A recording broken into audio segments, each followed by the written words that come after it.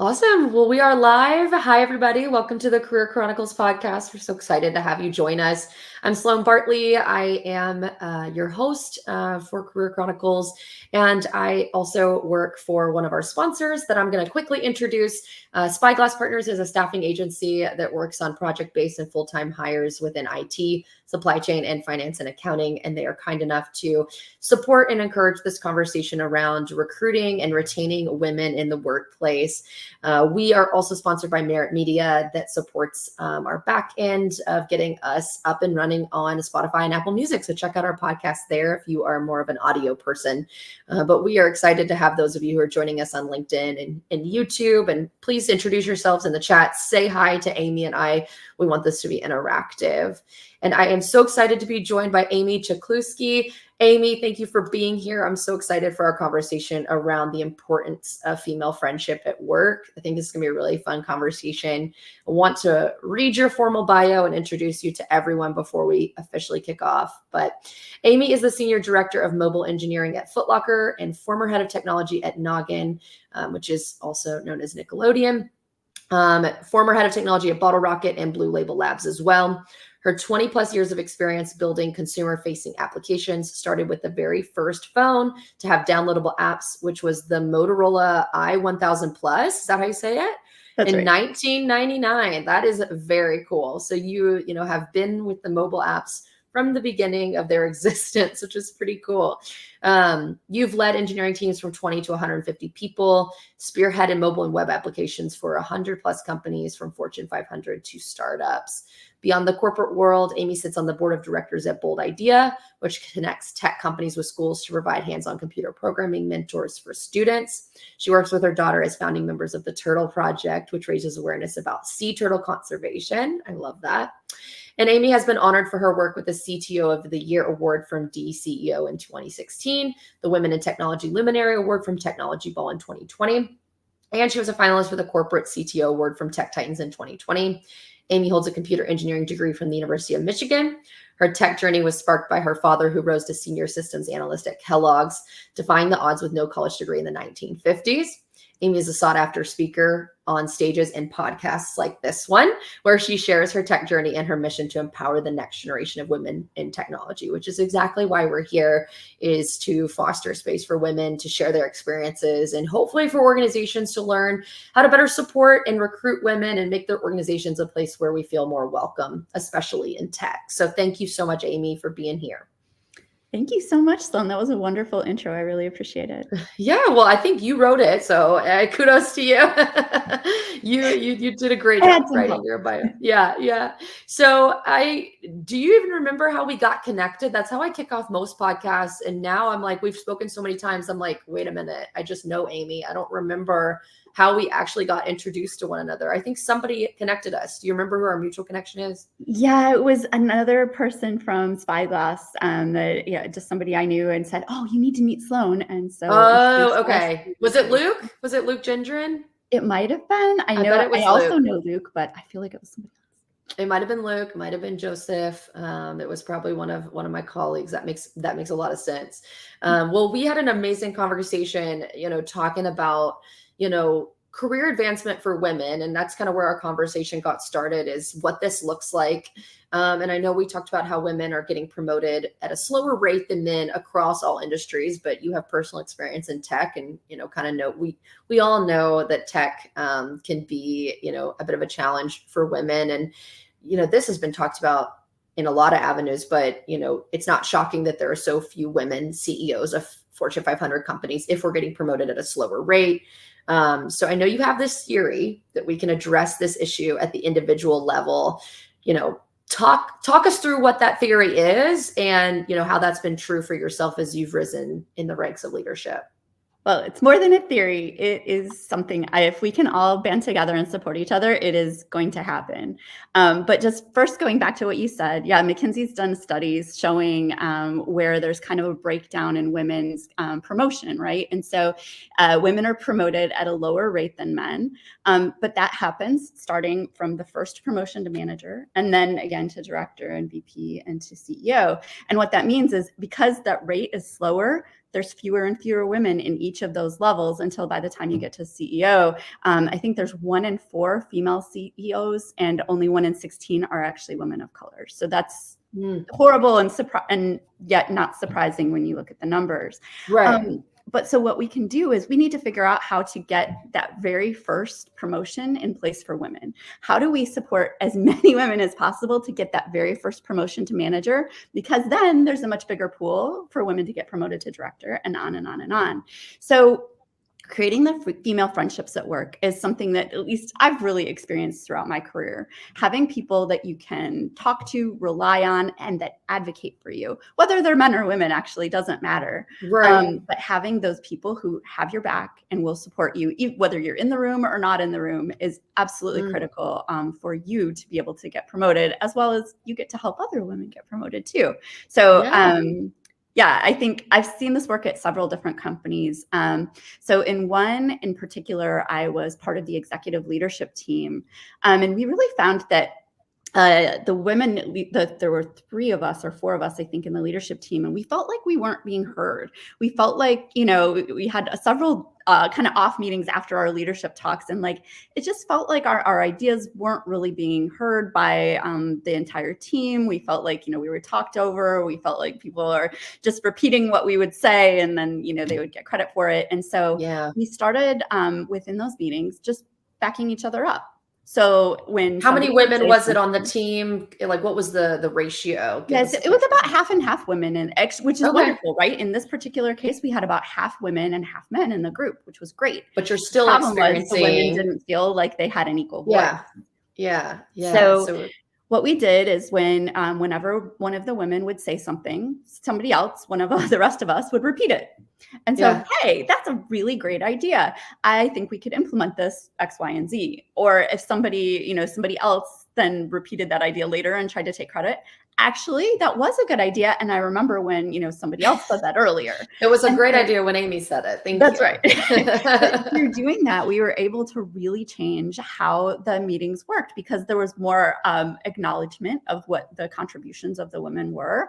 And we also felt, more heard, supported. We and created a real friendship across the women in our group to where we would have happy hours with just the women and all these things. And we felt like that helped us have that a group that would support each other, amplify our voices, and make sure that we were all being heard. Do you feel like if you hadn't cultivated those friendships with the other women on the leadership team, do you feel like you would have maybe moved on from that role a little sooner than you did? Because it's, it would have been frustrating, I imagine, and you would have felt like, I'm not getting the traction I want to get. Let me look elsewhere for other opportunities. Yeah, it was frustrating until that happened. So yeah, I was part of the leadership team for a while, where there weren't a lot of women in it, and there were a couple of voices who were louder than everybody else. And as a result, really, we didn't have a lot of input. And so I don't know, who can predict, right? What would have happened, but certainly I didn't feel empowered. I didn't feel like I had, really a lot of say in what was happening with the company. But also that was part of my growth path, is figuring out what my voice was at that point. I was younger in my career, and honestly, I didn't know what my voice was yet. I was still finding it. Yeah. And it sounds like, building those relationships and friendships with the other women was a way to advocate for yourself and a way to advocate for the other women at the table. And you guys and learn from each other. That. Yeah. And you guys use that to your advantage, which is awesome. If there are women in tech watching this, or women in any industry, of course, watching this, that are thinking to themselves, I don't actually have these kinds of friendships at work. Do you have any advice on how to go about finding those friendships at work? Yeah, I mean, there's lots of ways to go about it. I think the first thing is be a joiner, right? So if there is whether it's a virtual happy hour or there's a Slack channel at work for, personal type connections, game night, you have whatever all those things are, do what you can to join those, because you never know when you're going to find somebody who can be, a support for you. I would also say look into the teams and the groups that you're a part of and see if you can identify people who, again, men or women, who you think you could align with, and ask them to coffee, ask them to, go to lunch with you, just sit together if you happen to be working together in person, or, reach out to them over Slack or Teams. I will also say people love to be around people who are positive, right? And people who will lift them up. And so if you are, definitely don't use those opportunities to complain, but instead like look for ways to support each other and to, spread more positivity. I think that really makes a huge difference when you're trying to find ways to advocate and support. You want to make sure that you're constantly leading with the positive and, not focusing on the negative. Yeah, that's a good point, because I think it is easy to slip into the we're just getting together to bash the things that we're experiencing. And I think, I'd be curious to hear your perspective of your previous example of the women on the leadership team and the role you described. You guys were experiencing something very frustrating, and you could have banded together to just have happy hours or coffee chats where you just, complain, and it could get very negative very quickly. And although that was there was a problem or a challenge you guys were facing, and that maybe banded you together in a sense of camaraderie, you guys chose to tackle it rather than just complain about it. How do you make that, how do you move in that direction and not get too negative? No, absolutely. And I think honestly, one of the things that I learned so much from those other women, and like we would preview ideas with each other, we would get feedback before we would take it to the group. Like Okay. there were lots of things that we did to help and support each other. There were outside, just the oh, she said this or whatever. Like we Right. we really helped each other. We did a lot of brainstorming together. We did reviewed each other's work, all of that. So as far as how to keep it positive, like we certainly had times where it's like, oh my gosh, I can't believe this happened. Like, oh, blah, blah, blah.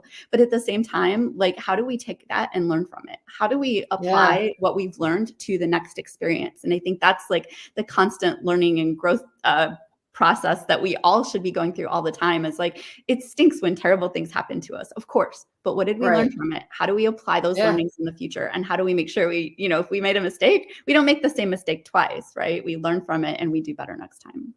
Yeah. I think that's a really important lesson, because I think it's very easy in the workplace to, misery loves company, and it's very easy to, vent, and you build your friendships at work around venting around a common nuisance, whether it's a certain project or a certain process or a certain person that you don't, enjoy working with. I think that people find their work friends by venting. I've seen a lot of, I guess, memes, and stuff on social media about this concept. But you guys took a challenging situation and were able to, really make it a professional development experience where you learned how to be each other's mentors and support system and advance your career.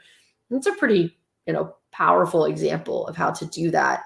As you've stepped into other roles since then, were you able to replicate that same sort of, friendship model? I mean, I don't know if anything's ever the same. Ever going All to of your friends compare? are different, right? Yeah. Everything that you learn, everything you bring to the table is going to be different depending on the people. But I will say that I have absolutely tried to seek out people that I thought that I could align with and that I thought would, where we could help each other. So at another company, I was the only woman that was part of the leadership team, which was very different from, the other Having that experience. 50-50. Yeah. Yeah. And so, but it was really strange because there was one person who actually was a leader in the organization, but wasn't considered part of the leadership team, which I thought was really strange. So Yeah. I talked to my boss and I was like, hey, can we get this person added in the leadership team? Like, I think she would provide a lot of value. I think, she could balance some of the conversation. I think she would be a good addition.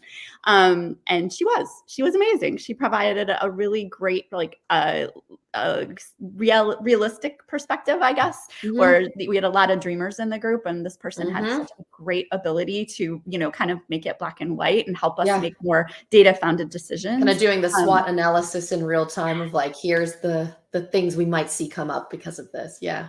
That's exactly awesome. right. And so, so I mean, in this case, like I was actually, I feel really proud that I was able to advocate and get her added to the leadership team because she provided tons of value. She was a great voice in that group, and she should have been there all along. Yeah, that it's funny you bring up that example, because that was going to be my next question is, as you've moved up in the ranks of leadership, how have you, paid it forward by bringing other women into the fold? And that's a great example of doing that. Um, you know, are there ways in which you see friendship, or we've talked about this idea of mentorship being important between women who are at higher levels of leadership in a company with women who are starting out in their careers in tech? Well, 100%. As we're like talking about this problem where women aren't getting promoted as fast as men are, like we need to do what we can. And mentorship is a huge part of that. Like having access to women who have figured out the secret formula of how to get promoted, right? Having them actually work with some of these entry level women to give them hope, give them opportunity, and give them advice about what works and how to, how to present. Like there's so much controversial things out there. Like you have to be assertive, but not too assertive because then you're aggressive. And like how do you find that balance? And there's so many examples like that of where we're constantly walking the line of trying to figure out how to present ourselves in a way that is positive and additive to leadership, but not like detracting from other people. And so I think that's really the thing that I think mentorship can help is like, here's women who've actually, done it, right? They've made it through that first promotion step. How do we then help more women figure out that secret sauce? Yeah, absolutely. And it just gets back to that idea of like, the more we can do this, the more we are able to, prevent that leaky pipeline to leadership roles or pipeline to CEO and keep women in it, which is, ultimately our goal in this. I know you've mentioned some ideas for in-person friendship building. How do we tackle this when many of us work fully remote and, we aren't able to grab coffee or lunch with somebody? How do we seek out friendship in a remote setting? Well, first of all, awesome for people that get to work fully remote. I think it's such a great benefit. And especially for women, like it's true, but we have an unfair amount of extra load, right? Of needing to do the laundry or having to pick up the kids Domestic or whatever. labor. Yeah. And so having the ability to work remote is such a tremendous benefit for women. So kudos to the companies out there who are providing that ability. But yeah, I think it is more challenging, but it's not impossible, right? And so I think trying to find ways to align, setting up just one-on-one chats with people. Well, and you can absolutely talk about work, but also talk about what's going on and get to know the people that you're working with and what's important to them, maybe outside of work as well. I know a while ago, there was kind of this leadership summit that I was participating in, and it was only for a certain level of individuals. And so I actually shared a bunch of pictures, like as just throughout the day, like, oh, here's a picture of this, here's a picture of what's going on. Shared it with one of the women that I work with. And like, I think it's just, she felt a little bit more included in what was going on. She felt like she wasn't there obviously and didn't get to see all of the content and what we were doing, but did feel like she at least, kind of was a little bit part of it. And I think like it's important for us to find ways to build those bridges even when we're not together. However, if you can be together, absolutely take that time. I think even if I'm traveling on for a personal trip, if I happen to be in a city where one of the team members that I work with is located, I'll, do my best to try and get together for coffee or whatever, because I think it is that in person, it is beneficial and it does help like make the relationship grow faster, I guess. Like I feel like over a video or over chat, like it takes a little bit longer, I think, to build that trust. Or I think, in person, sometimes it's a little bit quicker. Yeah, absolutely. I have felt that being fully remote for the past almost 3 years. It just takes a little more intentional effort. And we do have a lot of virtual tools at our disposal if you aren't able to travel to be in person. I don't travel. I have a young daughter, so I have to do all of this kind of through LinkedIn, Slack, Teams, whatever that might look like, and just make a little bit of an extra effort to connect with people and ask them about their lives outside of work. My team has a good tradition. You are such an open person. I'm sure that you like connect with people immediately. You have that way about you. You're very lucky. Oh, thank you, Amy. I appreciate that. I try to be as approachable as possible. But I know remote I do miss, sometimes you miss that in-person connection building, but being a mom of a little one, the working remote, you cannot beat that flexibility as a benefit. Like you said, the companies that are allowing women to do that, and allowing anybody, obviously, but it especially benefits women. I think, like you said, when we tend to be the heavier carriers of the domestic load, which could be a whole nother episode that we can talk about.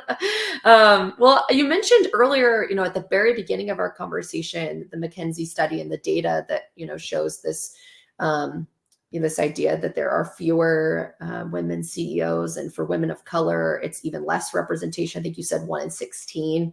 Do you have any ideas of, or experiences where you've seen the importance of friendship or the value of friendship in helping, are there ways that we as women as white women can use our privilege to help, increase representation for women of color in leadership? I guess that's the question I'm trying to get at, is if you have any ideas of specifically addressing that.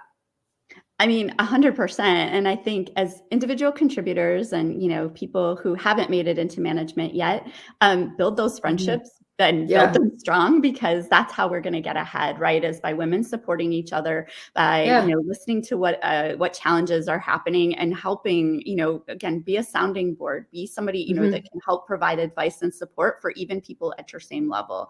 I think it was Simon Sinek who said, like, if you're experiencing a poor culture, one thing that you can do is to create a positive culture within the small group that you work in, and creating these small microcosms of great culture, as we move on to another That's what group, you guys did in your example, your leadership team. Yeah, exactly. Right. So create the great culture wherever you are, and then expand it when you move on. And I think that that's really critical as, for women of color, I think we need to do whatever we can to support each other.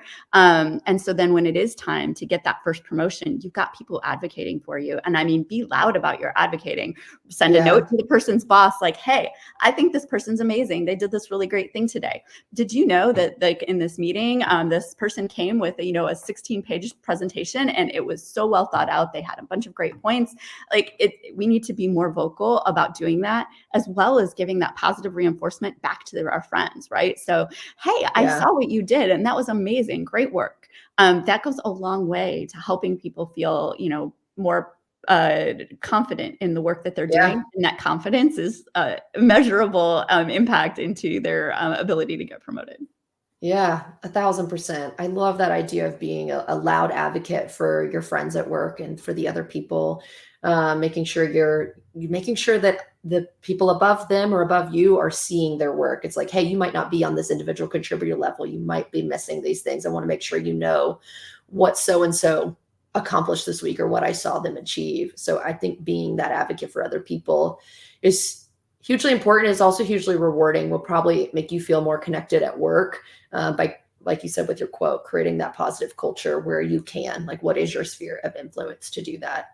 I also think being a listening ear, being able to, hear people when they share their experience with you, and believing them when they share their experience with you, rather than saying, that's not my experience at work.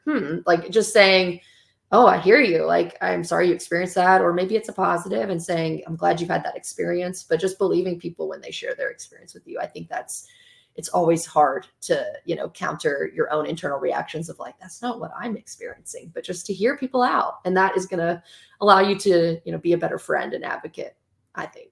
I think that's very true. And I think women are naturally empathetic, right? And so I think a little bit maybe more open to being able to, really understand, but even if they haven't experienced it firsthand, being able to put themselves in the shoes of somebody else.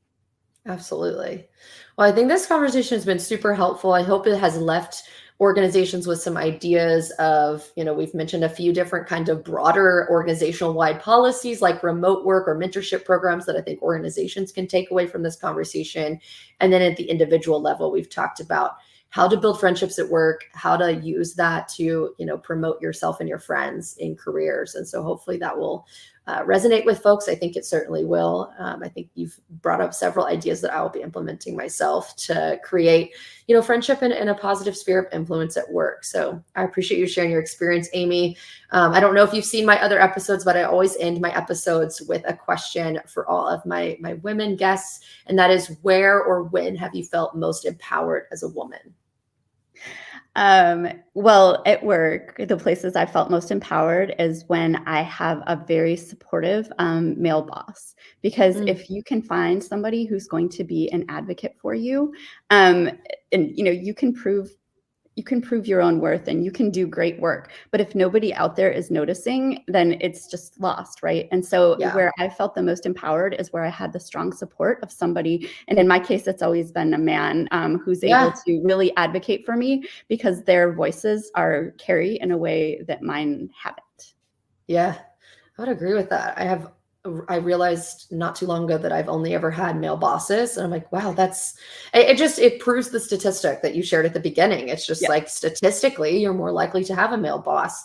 And if that male boss can see you as a whole person and can be an advocate for you, that makes a world of difference. And then it doesn't matter as much what gender your leadership is, if they're going to advocate for you regardless. So I couldn't agree more with that sentiment. And that's been a big part of why I've tried to bring on some male ally guests onto the podcast, because they are very important and we have to have them in the workplace as well. Well, thank you, Amy, again for your time. This was a wonderful conversation. So glad you got to come on to Career Chronicles. For those of you listening and watching, please comment and add your questions. Amy and I will keep an eye on the comments to the best of our ability and respond to them as they come in. Anybody who wants to continue this conversation with me, and I'll volunteer Amy. If anybody wants to DM us, feel free to reach out and connect. But thank you guys for being here today. Awesome. Thanks, Sloan. Yeah. Bye, everybody.